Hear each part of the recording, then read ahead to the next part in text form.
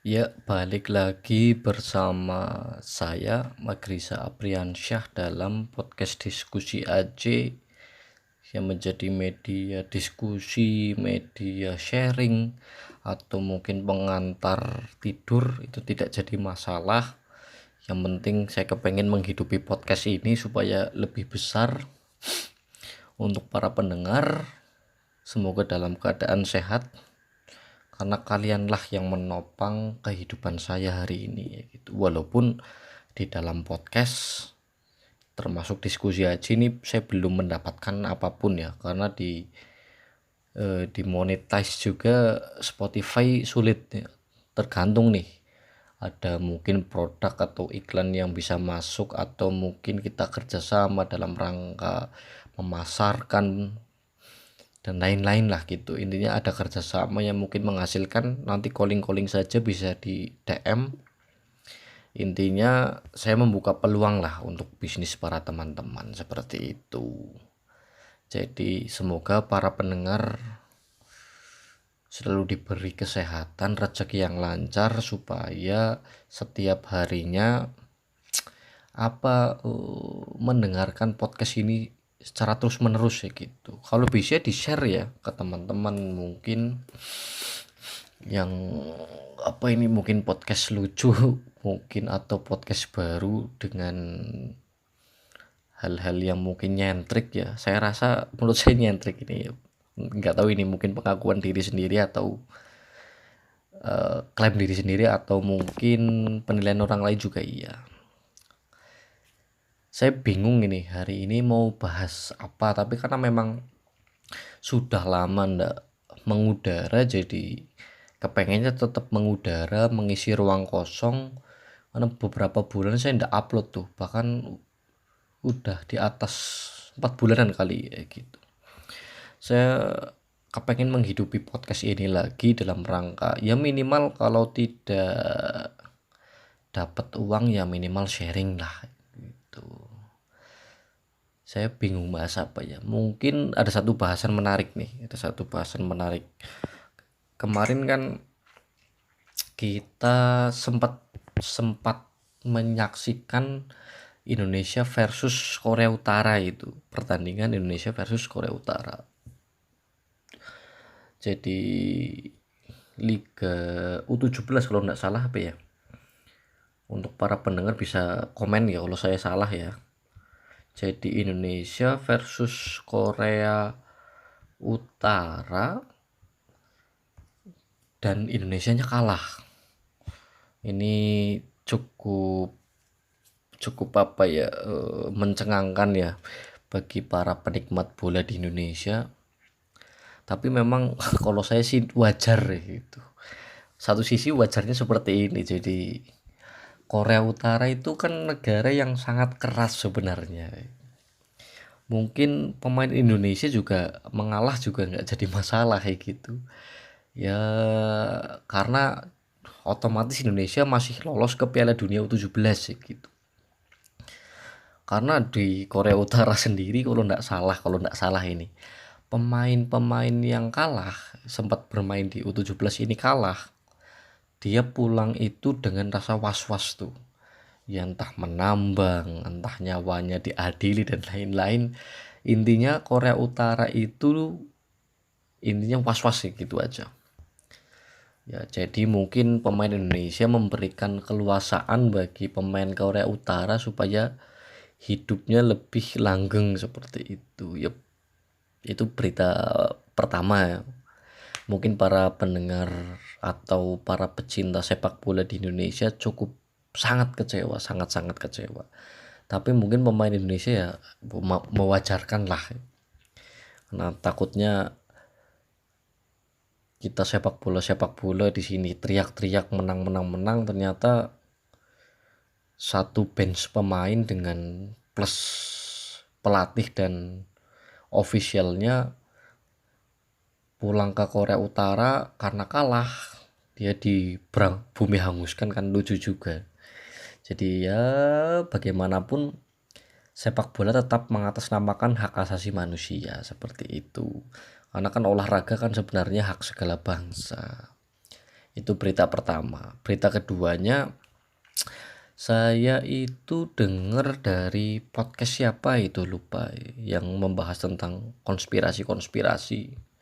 Jadi ada konspirasi di mana Indonesia U17-nya itu masuk ke Piala Dunia karena disetting tuh, disetting. Ya, saya enggak paham itu antara setting atau memang ini kemampuan Indonesia sudah mencapai tahap seperti itu.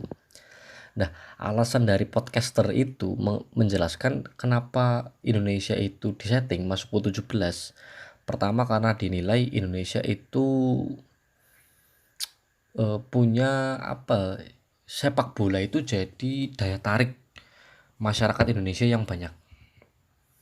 Terus yang keduanya, supporter Indonesia itu hooligan atau banyak pendukungnya lah. Bahkan kan di Indonesia tersendiri ketika ketika timnas itu lagi main banyak digelar nobar, nonton bareng ya, nutup alun-alun dan lain-lain. Nah, podcaster itu mengatakan hal itu menjadi alasan karena supporternya hooligan atau berani mati, intinya itu dijadikan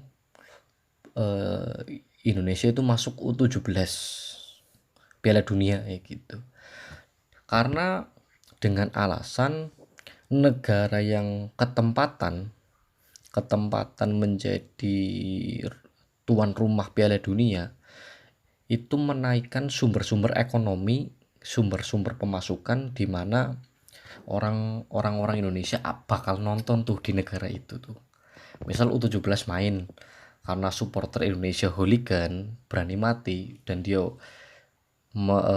istilahnya ya sangat suka ya gitu, dia bakal berbondong-bondong datang ke negara tuan rumah yang bertempatan Piala Dunia dan memperbanyak pemasukan Piala Dunia seperti itu. Yang pertama dari tiket, keduanya dari mungkin tingkat makanan ya, warung-warung di sana kan juga naik, ketiganya penginapan, keempatnya mungkin souvenir. Jadi seperti itu dua berita ya, belum masuk intinya, tapi intinya mungkin masih sama gitu. Itu saya baca dua berita dulu supaya jadi prolog.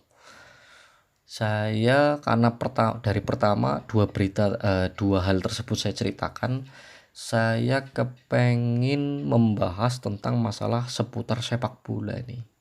Pertama, disclaimer dulu nih, saya tidak begitu paham dengan sepak bola pertama, tapi saya kepengin membahas mungkin di sisi lainnya. Jadi kalau mungkin ada salah kata, salah kalimat, atau kurang serg dari pendengar, silahkan di komentar saja atau mungkin di DM di Instagramnya Diskusi AJ, supaya saya tahu tuh salahnya saya di mana ketika membahas seputar sepak bola. Seperti itu. Kalau jadi saya membahas seputar sepak bola ini, seputar sepak bola Indonesia, di mana dari tahun ke tahun ya memang liga atau permainan sepak bola Indonesia itu sangat tidak berkembang. Misal contoh liga-liga 1 yang diadakan atau mungkin trofeo dan lain-lain itu tidak pernah diadakan lagi seperti dulu. Misal Liga Jarum itu banyak tim tuh. Nah, sekarang hari ini jarang sekali diadakan, atau bahkan ketika diadakan tim-timnya masih terbatas. Pertama itu sepak bola hari ini. Terus apakah sepak bola ini jadi primadona di Indonesia? Sangat jadi primadona. Karena mungkin seluruh orang dapat melihat, dapat memainkan, minim-minim kan memainkan tuh. Ya modal kaki nendang-nendang, nggak tahu nendang bola atau nendang kaki dan lain-lain. Ya ketiga ini jadi faktor kenapa sepak bola itu masih menjadi peminat nomor 1. Banyak orang-orang yang punya anak dengan umur TK atau SD itu ketika diberi pertanyaan cita-cita mau jadi apa, jadi Ronaldo gitu. Berarti kan anak-anak di Indonesia itu masih punya cita-cita menjadi pemain sepak bola. Jadi ya berarti sepak bola hari ini di Indonesia itu masih menjadi prioritas ya gitu. Tapi nggak tahu nih, bisa jadi sepak bola ini sekedar olahraga saja karena gaji atau honornya tidak begitu besar ya. Karena pemain-pemain yang lain kan ada beberapa berita yang istilahnya mengeluh lah karena bayarannya tidak setimpal, maka pemain-pemain yang bekas Liga 1 itu turun main tarkam antar kampung ya gitu kan, lucu juga. Berarti kehidupan menjadi pesepak bola tidak terlalu manifest lah, tidak terlalu menguntungkan. Kenapa saya bilang kayak gitu? Ada beberapa faktor. Ini ada beberapa faktor yang mungkin saya simpulkan sendiri ya dari beberapa pengamatan saya. Pertama, kenapa sepak bola jadi seperti itu? Pertama, ini masalah manajemen nih. Masalah manajemen sepak bolanya. Pertama dari tim, yang keduanya mungkin dari kompetisi, yang ketiganya dari lembaga naungan. Pertama tim tersendiri itu klub mungkin dari Jakarta ada klubnya sendiri, Semarang itu ada klubnya sendiri, Surabaya ada klubnya sendiri, atau mungkin Bandung ada juga klubnya sendiri, Bali, Kalimantan dan lain-lain. Intinya punya klub masing-masing. Terus keduanya dari kompetisi nih. Nah, kompetisi di Indonesia itu masih belum signifikan nih, dengan gaji yang sedikit. Terus model transfer itu misal kayak di luar negeri, Real Madrid dan lain-lain itu kan ada musim transfer di mana pemain bisa dipinjam, pemain masih dikontrak dan lain-lain, dikontrak per menit dan lain-lain. Nah, di Indonesia ini kontraknya per musim tuh. Saya enggak tahu, enggak begitu paham bedanya kontrak per musim dengan kontrak per menit atau per waktu dan lain-lain. Karena bayaran dari Messi dan Cristiano Ronaldo itu cukup besar. Yang ketiga itu dari naungan nih, PSSI ini. PSSI juga sempat membingungkan ketika Sintayong itu berhasil membawa tim Indonesia sampai di kancah yang lebih besar, itu malah ditarik diganti Patrick Kluivert. Walaupun ini berita sudah lama, ini tetap jadi pertanyaan besar bagi warga Indonesia ya. Kenapa ketua PSSI itu mengganti gitu, padahal lagi jaya-jayanya. Berarti kan ada something problem nih. Pertama, manajemen klub itu juga harus bagus, harus bagus lah. Klub-klub lokal per kabupaten itu juga harus bagus, karena mau nggak mau talenta the next Indonesia nasionalnya itu akan diwakili oleh klub-klub lokal yang diseleksi secara nasional pemain-pemainnya gitu. Kalau klubnya tidak bagus, maka sepak bola itu tidak maju-maju juga. Misal contoh, di beberapa kabupaten itu, misal di kabupaten saya itu klub sepak bolanya itu masih sangat jarang main tuh. Liga 3 juga nggak tahu tuh klasifikasi liganya itu nggak tahu itu. Tapi intinya berarti pertanyaannya, manajemen klubnya ini ada permasalahan tuh. Nah, keduanya memajukan liga atau kompetisinya nih. Misal klub dan liga ini, klub dan kompetisi ini saling berhubungan tuh. Kenapa saya bilang saling berhubungan? Ketika sering main, maka manajemen klub itu akan lebih bagus karena bisa masuk sponsor dan lain-lain. Kalau liganya juga buruk, maka klub juga tidak akan berkembang tuh, tidak akan bisa tes ombak dan lain-lain. Ya pertandingan kan, sebuah klub itu bisa dinilai baik kalau ada perkembangan lah. Perkembangan itu dinilai dari setiap pertandingan. Kalau jarang main ya jarang berkembang, seperti itu. Kalau semisal ada yang ngomong bahwa mengadakan kompetisi sepak bola kelas nasional itu dengan biaya yang mahal.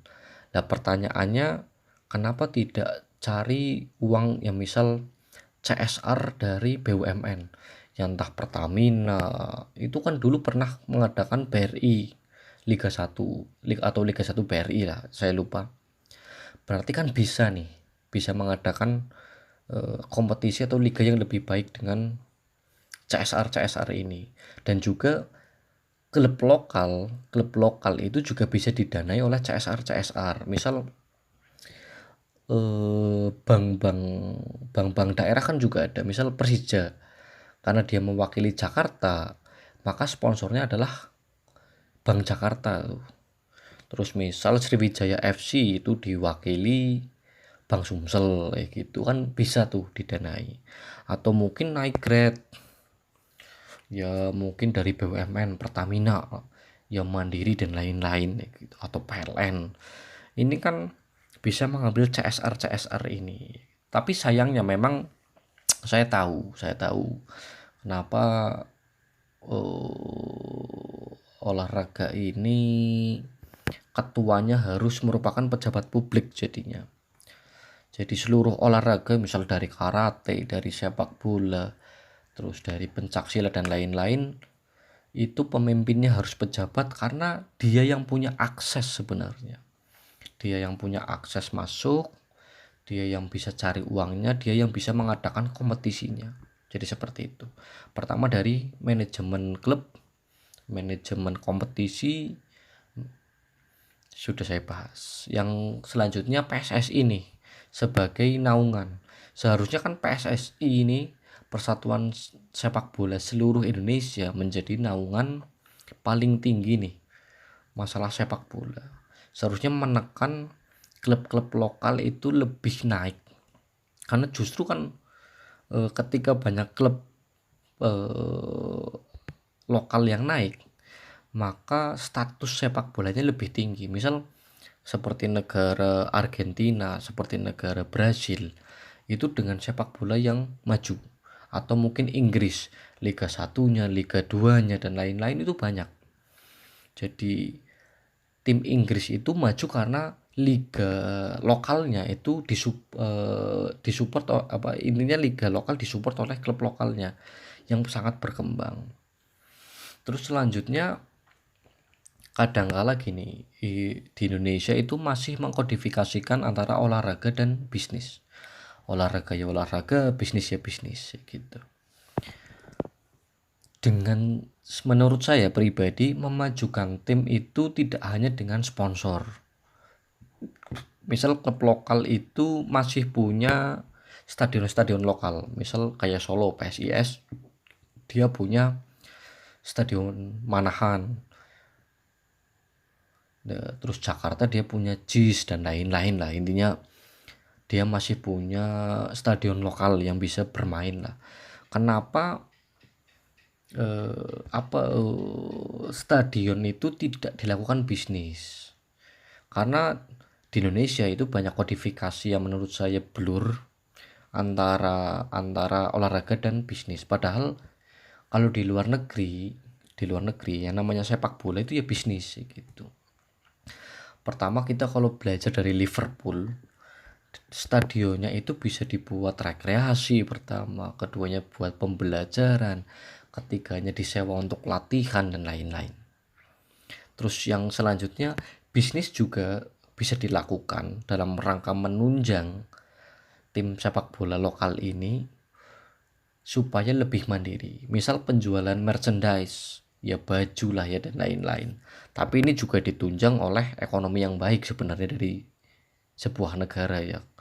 Ya sekarang setiap klub itu mengeluarkan merchandise asli dijual ke masyarakat, ternyata daya beli masyarakatnya juga kurang kan, ini jadi pertanyaan juga. Dan kalau misal tim lokal kita buat jersey, buat merchandise dan lain-lain, mengeluarkan yang asli, masyarakat juga jangan pernah beli yang palsu juga dong, kayak gitu. Jadi kita saling mendukung supaya iklim sepak bola di Indonesia lebih bagus gitu. Jadi kita kurang-kurangilah antara sepak bola dan bisnis itu terlalu jauh. Ya sekarang Cristiano Ronaldo aja yang main sepak bola ya endorsement kayak gitu. Jadi dia mengendorse banyak produk dan lain-lain supaya kehidupan pasca pasca dia jadi sepak bola atau ketika dia tidak main, dia masih punya pendapatan pasif. Terus selanjutnya saya melihat ini minimal menurut saya pribadi, minimal menurut saya mental apa ya, mental sepak bola Indonesia itu masih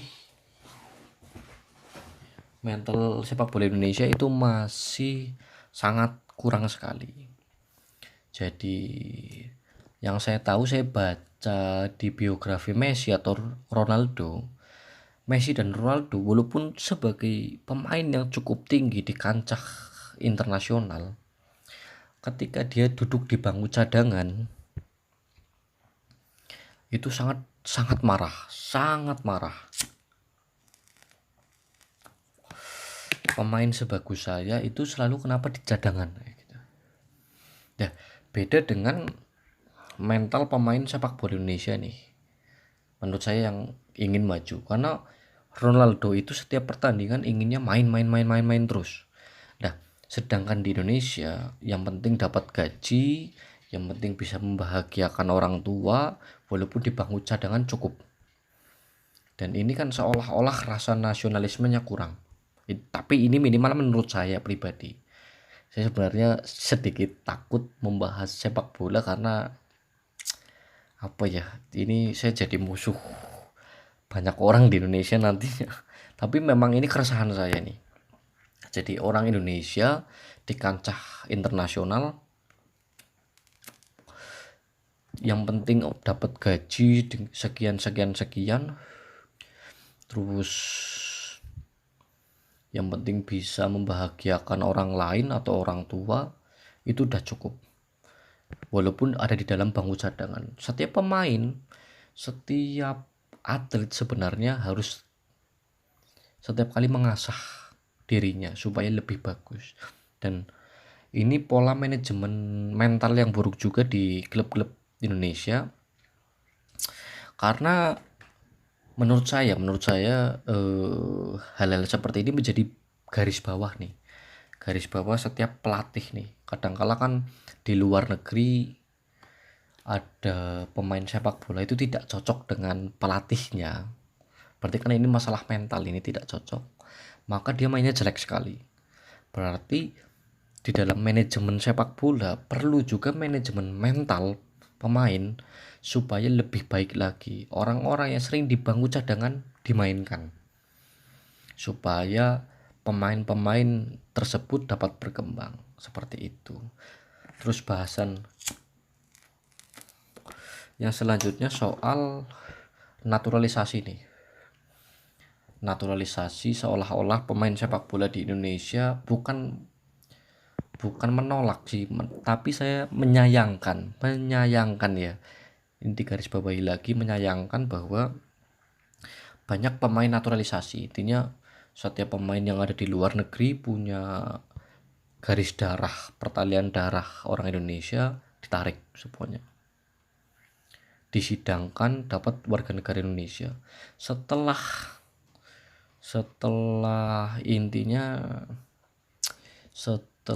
dia main, setelah liga selesai, kompetisi selesai, ya udah dia nggak mungkin balik lagi ke Indonesia, dia mainnya di liga yang lain. Dan menurut saya pribadi, kalau saya dulu main PS tuh ada Master League gitu, Liga Master, yang membuat pemain muda itu dari 0 sampai menjadi bintang, itu kan ada tuh. Saya mencontoh hal itu. Misal pemain-pemain di Indonesia yang bagus, yang masih muda, dididik, terus diolah menjadi hal yang baik, menjadi pemain baik, sehingga dapat dimainkan di liga selanjutnya. Itu menurut saya pribadi. Jadi masalah naturalisasi ini juga masalah problem lah. Kenapa setiap kali kompetisi seorang pelatih atau manajer baru menarik beberapa orang dari luar negeri masuk Indonesia? Kenapa tidak dari dulu? Intinya ya disemangatin, ditarik di Indonesia, disemangatin dan diyakinkan, diberi sugesti bahwa main di Indonesia itu dalam rangka mengharumkan Indonesia. Jadi seperti itu. Terus selanjutnya ada lagi masalah, kita tahu di sepak bola Indonesia itu masalah konflik supporter nih. Konflik supporter yang berkepanjangan. Ya antara daerah satu dengan daerah yang lain, lokal supporter itu masih punya konflik. Dan tidak tahu nih bisa diselesaikan atau tidak. Dan minimal menurut saya seharusnya ya selesai dong kayak gitu. Kalau misal orang-orang anak kecil, nenek-nenek di luar negeri di Inggris, walaupun di Inggris supporternya hooligan juga, hooligan ya berani mati juga, tapi intinya kalau saya punya anak ya dibawa nonton bola, saya punya nenek dibawa nonton bola, itu masih merasa aman tuh, merasa ada yang melindungi. Tapi di Indonesia itu sulit sekali tuh, sulit sekali untuk melindungi. Jadi katakanlah stadion ini bukan menjadi tempat yang paling aman dalam menonton atau menikmati pertandingan sepak bola, karena ini ada konflik supporter nih. Pertama itu, kalau dibandingkan di Indonesia kan sulit tuh, merasa tidak aman, merasa ini chaos atau tidak dan lain-lain. Dah, wong penonton di Indonesia itu sulit dikendalikan. Katakanlah juga sudah di sweeping ketika masuk, ya sudah dicek dan lain-lain, tapi tetap aja chaos di dalamnya. Dah, penonton juga harus berpikiran nih, untuk membangun sepak bola yang baik, maka penonton juga tidak boleh rusuh seperti itu. Karena ini saling mendukung lah antara klub dan penonton. Nah, sekarang kalau ribut juga, seorang supporter ribut, kan yang kasihan juga timnya, dia harus membayar denda, tidak boleh main di mana-mana, ditolak main di stadion manapun, terus harus mengembalikan keadaan ya stadionnya yang rusak dan lain-lain. Ini kan jadi problem juga. Maka para penonton atau para supporter harus juga menjadi penonton yang bijak tuh, supaya saling mendukung, iklim sepak bola di Indonesia juga baik. Dan ribut-ribut untuk apa sih?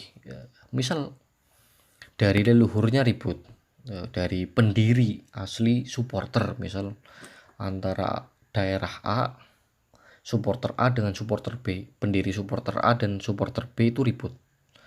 Kan generasi yang hari ini juga tidak tahu permasalahan leluhur-leluhur kita. Kenapa kok masih punya dendam pribadi tuh? Seharusnya didamaikan, diselesaikan dengan baik supaya iklim sepak bola di Indonesia juga cukup baik tuh. Ya kita saling mendukung lah kayak gitu. Terus pola ritme penonton di Indonesia juga cukup buruk tuh, cukup buruk. Misal ketika kalian tidak punya uang, ya mungkin ekonomi sulit lah. Kita cukup pengakuan di Indonesia cari uang sulit. Tapi apakah saya melarang nonton bola? Secara langsung tidak. Saya membebaskan, tapi kan bisa menonton secara di televisi mungkin, supaya misal menerobos pintu masuk atau mungkin manjat-manjat stadion ini juga dikurangi nih, untuk menciptakan iklim yang baik. Karena mulai dari sini kita tata ulang antara klub, antara petinggi mungkin PSSI, terus antara penonton juga atau penikmat sepak bola atau supporter sepak bola, supaya iklim sepak bola di Indonesia itu lebih bagus. Seperti itu. Mungkin dari saya cukup sekian. Bila ada tutur kata yang kurang berkenan, mohon dimaafkan. Ini menurut pandangan saya saja. Jadi kalau ada yang salah, ada yang tidak sreg di hati, ya mohon jangan dimasukkan ke dalam hati lah ya, gitu. Ya ini sekedar podcast sharing saja. Bila ada benarnya ya tolong disampaikan kepada manajemen atau kepada teman-teman yang lain. Kalau ada salahnya saya tolong diperingatkan, gitu. Dari saya cukup sekian, see you next time.